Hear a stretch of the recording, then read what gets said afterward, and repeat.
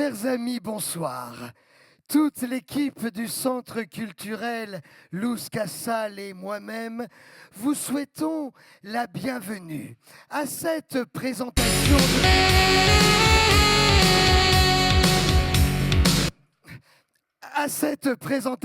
de saison qui va nous réserver de jolies surprises, mêlant émotion, rire, réflexion et convivialité.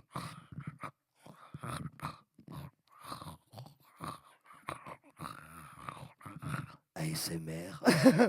Cette année, nous avons voulu démarrer la saison en beauté en invitant sur la scène du théâtre Luz Casal la compagnie Mange, Digère, Défèque pour un spectacle coup de poing, Les nausées de Médée. Variation nutritive, si j'ose dire, autour de la figure emblématique de Médée, notre Véronique Courgeot antique. Tiens, encore une Véro, mais toi, tu les as pas congelés. En proie à la problématique du bien manger. Servi par un trio d'acteurs sourds et muets, mais survoltés, qui évoluent sans répit sur un plateau dépouillé de tous ses oripeaux, donnant d'ailleurs à l'absence totale de décor du scénographe Andriev Pouchnikov tout son sens, ces nausées de Médée vous retourneront littéralement les entrailles. Hello? Hi? Hi? Mary, je présume? Et donc, Diana, vous préférez qu'on dise comment d'ailleurs, by the way, plutôt Marie et Diane, ok, à la French Touch, classico-classique pour les plus tradis, il n'y a pas de souci, hein. Je tâcherai de ne pas écrocher vos noms. Enchanté, Peter, wedding planner, organisateur de mariage, le susnommé, je suis très ravi de vous rencontrer. Dans un premier temps, je tiens extrêmement à vous remercier pour l'intérêt que vous portez à notre travail. Je ne vais pas faire un épilogue sur notre ADN ici à Wedding, question de feeling. J'imagine que si vous vous tournez vers nous aujourd'hui, c'est que vous vous retrouvez dans notre ligne artistique et qui plus est créativtrice. Avant toute chose et préambulement, j'aurais besoin de vous connaître davantage, si ce n'est vous connaître en tout et pour tout, afin de faire connaissance, puisque nous ne nous connaissons pas encore déjà. Sachez dès à présent, au jour d'aujourd'hui, que c'est une joie d'avance d'apprendre à vous connaître, puisqu'ici, à Wedding, question de feeling, c'est le lien que nous établissons avec nos clients, que je préfère plutôt appeler des partners in game, qui primo sur l'expérience à venir dans un futur proche, et secundo, les uns les autres, et together again. Eh bien...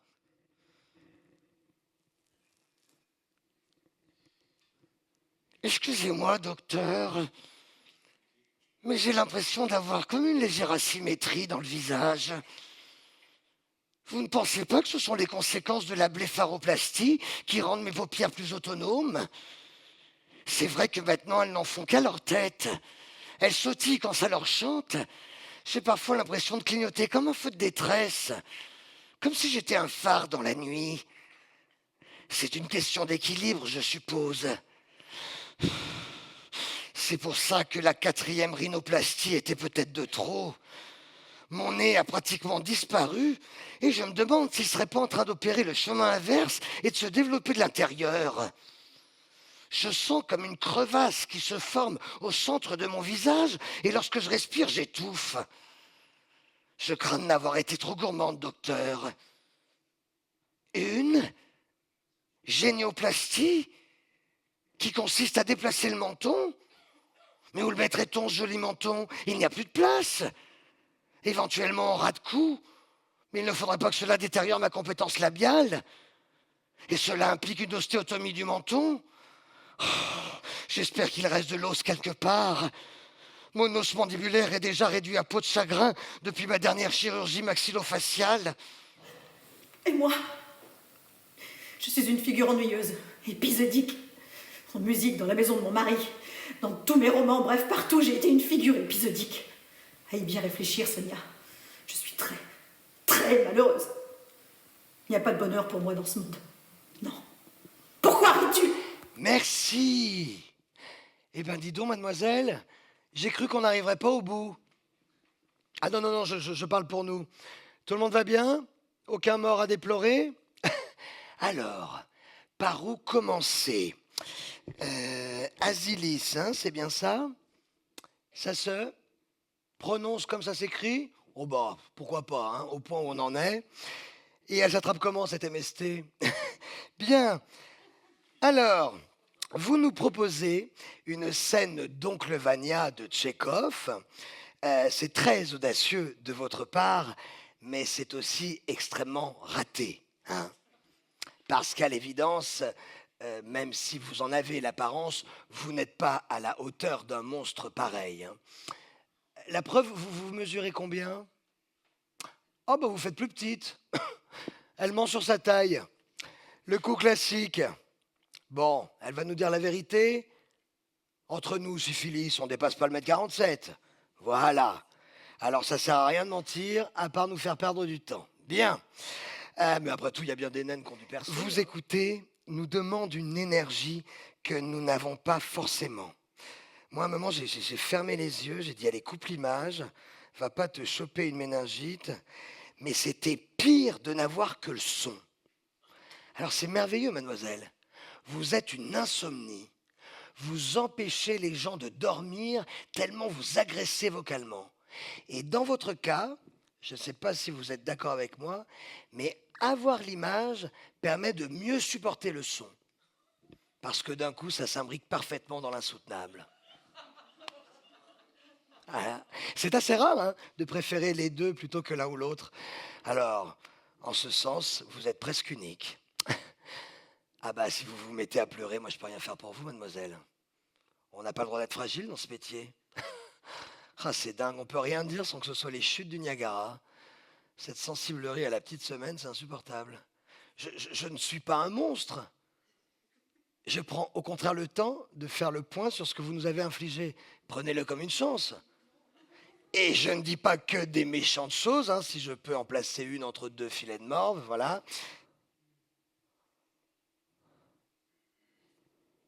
Hein? Alors pas du tout. Complètement à plat. J'ai l'impression qu'on m'a roulé dessus. Je me sens comme tiré par un 33 tonnes et traîné sur 10 kilomètres contre l'asphalte, avec les gravillons qui te rentrent dans la bouche et te scalpent la peau, le tout en broyant les os et le cerveau. C'est étrange comme impression. Il n'y a pas marqué bétonnière. Et toi? Ah, oh, le monde m'agresse en permanence. J'ai l'impression que tout est fait pour me déchiqueter, qu'on s'acharne à me piétiner. Les enfants notamment. Je ne sais pas où ils trouvent toute cette énergie. En plus, ils parlent. Alors faut leur répondre, ne serait-ce que pour leur dire de la fermer.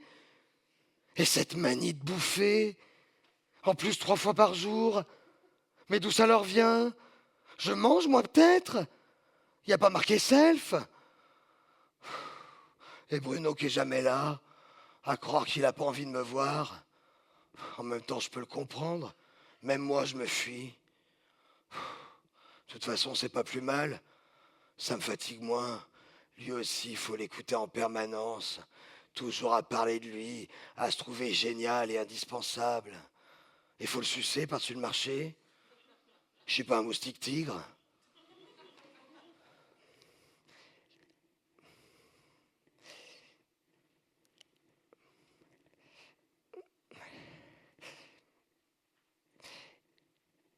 Chantal, vous êtes heureuse. Je sais, c'est violent à entendre. Prenez le temps d'accueillir cette nouvelle. Laissez les larmes couler, la tristesse, la colère même vous envahir. Oui, vous avez basculé dans ce qu'il s'agit de nommer le bonheur. Je sais, c'est effrayant.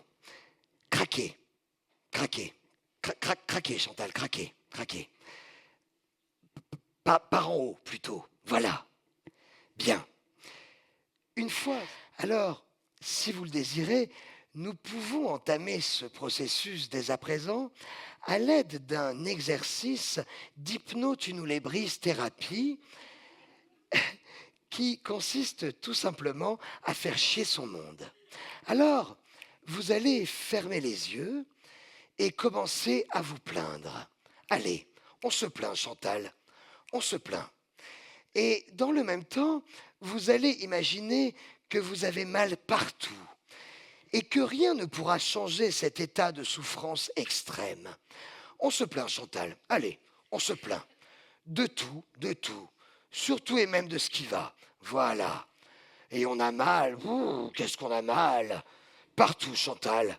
Même dans des endroits insoupçonnés. C'est ça. Elle aime qui, Chantal? Personne, voilà. Et qui l'aime? Personne non plus. Ça, non. Burk. Elle nous dégoûte, Chantal. Cette grosse connasse de Chantal, oui, pourquoi pas? Elle casse quoi, Chantal? Les couilles, voilà. Mais les couilles de qui? De tout le monde, c'est ça. Et on voudrait quoi pour Chantal? Qu'elle meure. Eh ben c'est super, Chantal. Ça commence à rentrer. L'effondrement est proche. Vous êtes en très très bonne voie de délabrement. On continue le carnage? Allez, c'est parti. Et nous savons, je vous demande juste une toute petite minute d'attention. Voilà, c'est bientôt fini. Voilà, dès qu'on parle de buffet, il n'y a plus de culture. C'est la culture du buffet. Bien, oui, donc nous savons que l'audace, l'ardiesse et le panache de cette saison inédite paieront et que vous serez au rendez-vous du pari que nous nous sommes lancés, de mettre un sacré coup de pied dans la fourmilière et de crier haut et fort « Vive le théâtre !»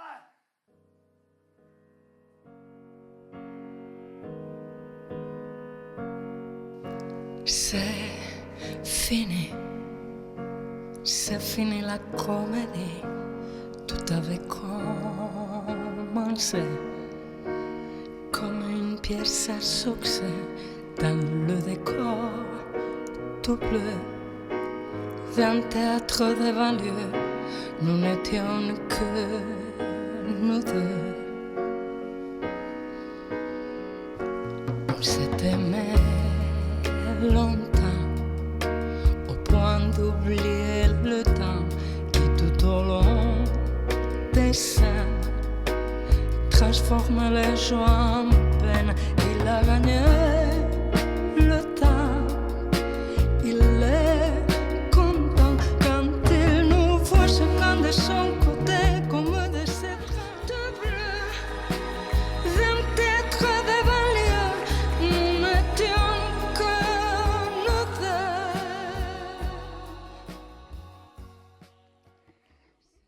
T'as assuré, ma Fabi. Les gens étaient estomaqués. Regarde, ils sont tellement impressionnés qu'ils osent même pas venir te parler. Bonjour. Alors là, je leur en ai mis plein la vue. Je suis pas peu fier. Oh, regarde là, celle-là. Oh merde, c'est Corinne.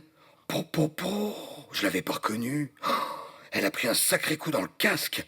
On dirait son père. Oh la pauvre. Elle doit sursauter dès qu'elle se mate dans la glace. Faut pas être cardiaque. Oui, bonsoir. Et vous? Je peux pas l'encadrer, lui. Oh, j'avais pas besoin de ça. Mais non, dès que je veux manger un truc qui n'est pas composé à 100% d'eau, c'est Garnica là-dedans. Je pétarade à tout va. Même la peau des tomates, je la digère plus. Mais va peler une tomate. Ah bah l'économe à tomate, c'est de la camelote. Il arrache bien la peau, mais la tienne. Alors seule solution, faut les bouillanter. Et vas-y que je te sors la casserole, que je fais chauffer l'eau, que j'attends que ça bout, que je te mets la tomate dans l'eau, mais pas plus de 10 secondes, sinon c'est de la purée, que j'égoutte, que j'attends qu'elle refroidisse. Bref, tu veux juste faire une petite salade tomate huile d'olive, il faut que tu poses une demi-journée. Et les pépins, je t'en parle même pas. S'il y en a un qui par malheur a réussi à échapper au tri, parce que ça aussi, hein, trier les pépins, moi j'en ai ras le cul, hein. On a vraiment que ça à foutre. Bref, s'il y en a un qui passe à travers, mais alors là, mais c'est Fukushima. Je sors plus des chiottes sur une période glissante de 8 jours. Non mais tu te rends compte? La taille d'un pépin, le bordel qui peut te mettre dans ton gros corps, cette espèce de petit con, le ratio taille en merde, merci bien. Ah salut! C'est sympa d'être venu. Connasse. Bah, Je sais pas pourquoi je l'insulte, je l'adore. Qui s'en vont, main dans la main. Oh, oh, oh. Et moi je suis là à pleurer sans savoir pourquoi, à tourner comme une âme en peine. Oui, seule avec moi-même, à désirer quelqu'un que j'aime. Par cette nuit qui ne finira donc jamais. Il faut partir maintenant, hein.